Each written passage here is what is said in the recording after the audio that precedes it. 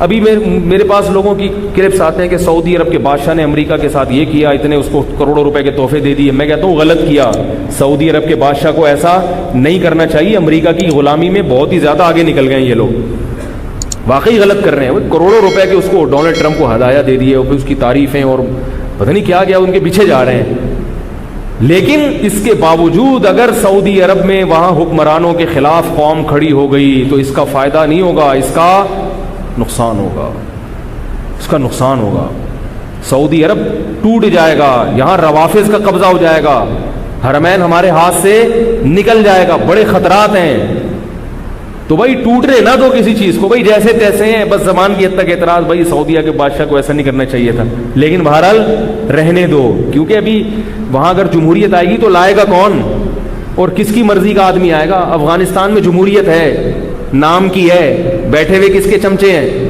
امریکہ کے چمچے بیٹھے ہوئے، اور افغانستان کا بیڑا غرق کرتے چلے جا رہے ہیں. وہ کھائے جا رہے ہیں افغانستان سے، پتہ نہیں کیا کیا دھاتیں نکال رہے ہیں. لیبیا میں قذافی کو اتروا دیا یہ کہہ کے کہ ظالم میں تھا. وہ ظالم میں مانتا ہوں، لیکن جیسا بھی تھا بہرحال اس کا ہونا نہ ہونے سے بہتر تھا. اس کی حکومت گئی ہے. لیبیا کے سارے وسائل پر اسلام دشمنوں کا قبضہ ہو گیا. سارے وسائل پر کس کا قبضہ ہو گیا؟ اسلام. عراق میں صدام حسین جیسا مرضی تھا، عیاش تھا، ظالم تھا، جو مرضی تھا، لیکن اس کو ہٹا کے ہمیں کیا ملا؟ کیا خلافت قائم ہو گئی وہاں پہ؟ بولو بھائی. سارے وسائل کس کے قبضے میں؟ اسلام دشمنوں کے قبضے میں. وہ تیل کے کنویں بھر بھر کے لے رہے ہیں، اتنا انہوں نے تیل جمع کر لیا، موجہ ہی موجہ، اور ہم یہاں بیٹھے ہوئے ہیں. او بھائی جو تو حکمرانوں کے خلاف عوام کو ایسا کر دینا کہ وہ تلوار لے کے ان کے خلاف کھڑے ہو جائیں. ہاں زبان سے جہاد ضروری ہے، ان کی غلط پالیسیوں پہ ان کو ٹوکنا کہ یہ غلط ہو رہا ہے، یہ صحیح ہو رہا ہے، یہ تو ضروری ہے، کیونکہ یہ ورنہ یہ بالکل ہی آؤٹ آف کنٹرول ہو جائیں گے. لیکن ان کے خلاف اگر لڑو گے تو نتیجہ کیا نکلے گا؟ تمہاری رہی صحیح قوت بھی ختم ہو جائے گی. تو نہ لڑو، محبت میں پیدا کرو گھروں میں بھی.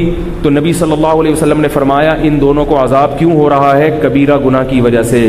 ایک پیشاب کی چھینٹوں سے نہیں بچتے تھے اور دوسرے چغلیاں.